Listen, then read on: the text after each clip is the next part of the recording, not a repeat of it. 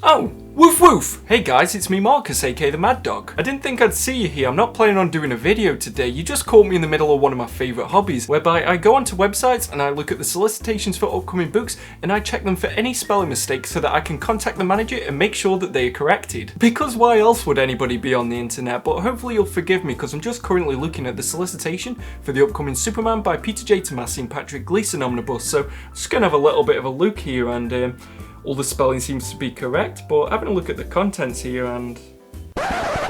oh no. Nope, that's not true. That's impossible. There's no way that this is happening once again. I'm sorry to have to break the bad news to you guys, but they are missing the issue. I know that this is an omnibus that a lot of people are looking forward to, and there's also been quite a few questions about the contents. Last time we looked at JLA by Grant Morrison, and this time we're focusing on Superman. So we're going to break down the issues that are in this run, what's collected in this omnibus, what's not included, and where you can find those missing issues. And the big question on if that should impact your decision on whether or not to pick up this book. For anybody who doesn't know, this collects the majority of the Rebirth era's Superman, and it's the 4th volume of this title. The one that preceded it was in the New 52, and the one that comes after it is done by Brian Michael Bendis. It was published between 2016 and 2018, and it ran for 45 issues. But there was also an annual, a Rebirth special, and also something that was just called Superman Special number 1. But despite that being a number that DC's comfortably printed into an omnibus in the past, for some reason they've decided to go creator-centric with this one and just focus on Peter J. Tomasi and Patrick Gleason. You might remember that name because they were the creative team on the Batman and Robin series from the New 52, which conveniently I recently reviewed. Shameless plug. And what's collected in this omnibus, and I've got the most recent solicitation here, we've got Superman Rebirth issue 1, Superman issues 1 to 39, Superman issues 42 to 45, Teen Titans issue 15, Action Comics 975 to 976, Action Comics issue 1000, Super Sons issues 11 to 12, and the Superman Annual number 1. And when this book was first announced, I know that some people were disappointed because there was issues that looked like they were going to be missing, but when you have a look at this solicitation, I'm assuming that this is still correct, but it looks like there's only issues 40 and 41 that are missing. Now 40 and 41 were written by James Robinson, and the art was done by Doug Monkey. The story arc was called Last Days, and it starts with Superman taking John to the Fortress of Solitude on the anniversary of the destruction of Krypton. Yeah, that sounds like an anniversary party that I don't want to be invited to. Whilst there, they receive a warning signal that a planet is due to suffer the same fate, so both Superman and John decide to fly there and rescue the people that are on it. But when they get there, there's a weird cult, John's a bit of a liability, and in all honesty, there's not much here that's of real significance. It's a fun 2-issue throwaway story, but I don't really feel like you'll learn too much about the dynamic between John and Superman, and also it doesn't really factor into the rest of the run. And to me, that makes it pretty obvious why this one isn't included in the omnibus. Then we've got the Superman Special issue 1. I've seen some outlets saying that this is going to be included in the omnibus, and I've seen others saying that it might not be. For the sake of being comprehensive, I'll include it in here just on the off chance that it isn't in the book. This issue is a collection of 3 short stories, the first of which is done by Gleason and Tomasi, and I feel like it should be included in this omnibus. And it still might be, who the fuck knows? Earlier in the run during issues 8 and 9, Superman, John and Krypto are transported to Dinosaur Island,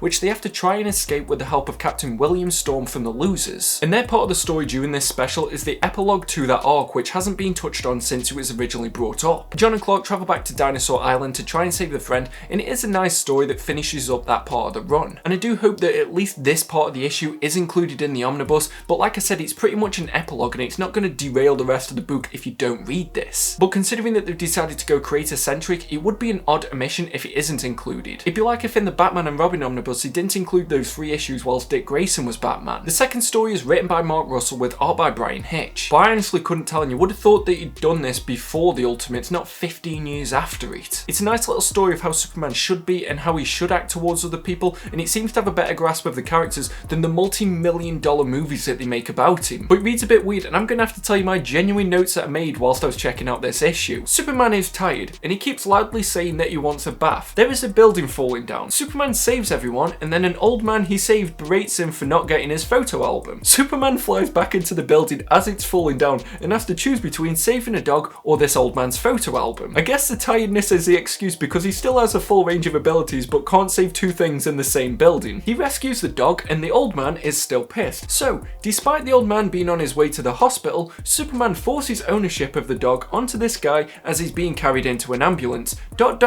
We never found out if he gets to have the bath though, so it's half a story in my opinion. And that right there is probably the reason why no one's ever going to give me a job for writing a synopsis of a book. The last story in this trilogy is written by Ian Flynn and illustrated by Kay Andrews. Yeah, I tried pronouncing his name a few times, I wasn't sure if I got it correctly, so I just gave up. And yeah, this is by far the weakest story in this issue. It follows Superman as he teams up with the Atomic Skull, as he tries to take down his former partner. So yeah, it's weird that the first story wouldn't be included in this omnibus, but the second and third one, I can understand why it wouldn't be there. But this is why I wanted to make this video, and also why it's a little bit confusing to me, because there's issues that are going to be included in it that aren't written by Peter J. Tomasi or Patrick Gleason. They are issues 26 and issues 29 to 32. So the first of them was issue 26, which was written by Michael Morsi. It's a one-issue story about John making mistakes and he feels bad about them, but Superman tells him that it's okay as long as you learn from them, and he reminisces about some of the lessons that his father taught him. It is a sweet story that does add some depth and context to the relationship that you follow for the most part of this book. Then you've got issues 29 and 30, which were written by Keith Champagne. Yeah, it's a pretty fucking badass last name. This is a pretty cool storyline that involves Sinestro, and I really quite enjoyed it. I don't think it's to the same standard as Tomasi and Gleason, but it's worth a read,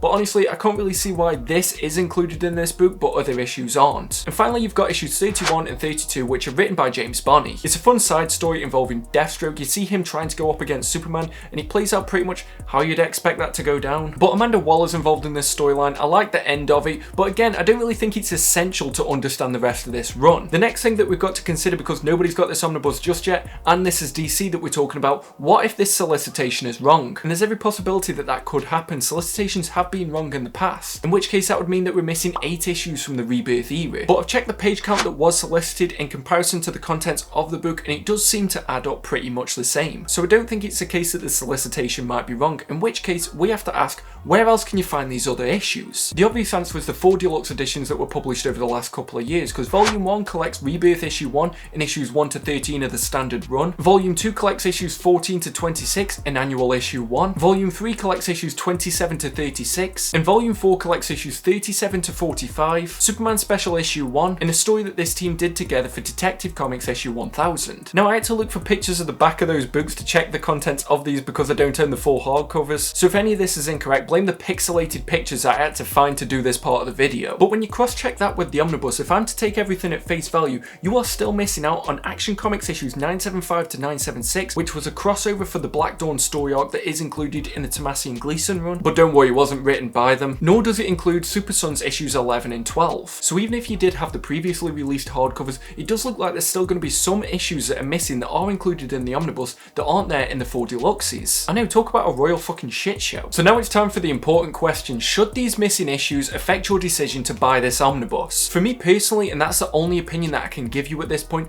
I don't think it should matter too much. Besides that one part in the Superman special, there's not too much that has an impact on the rest of the book that you're going to read. And if it was the case that those issues were renumbered so that it looked like it was issues 1 to 40 are going to be included in this omnibus, I think that most people wouldn't have a problem with it. It's only because of the fact that you know that there's missing issues in it that's what's bothering people so much. I get why it's annoying, and I'm a bit of a completionist, but at the same time it annoys me how bland those Rebirth spines are. And when you think about it, the part of a book that you look at the most is the spine, so if the omnibus comes out with a much better spine, I'll call it even. I'm pretty easygoing like that. But if you're somebody who wanted this complete run, what I would recommend doing instead is picking up the 4 deluxe editions and also the Super Sons omnibus, because it looks like that's got the crossover issues that aren't contained in the deluxe editions from the listings that I've seen, and then you're pretty much set. But if you're somebody who didn't care too much and you just want a really good story, I think you're going to be okay with just the omnibus. I don't think it's completely detrimental, and it's not as bad as the thing that was missing from the Batman and Robin omnibus, and if you watch my review, you know exactly what I'm talking about. But I read the first chunk of this story and I did really enjoy it, and even though I enjoyed those issues that aren't included in it,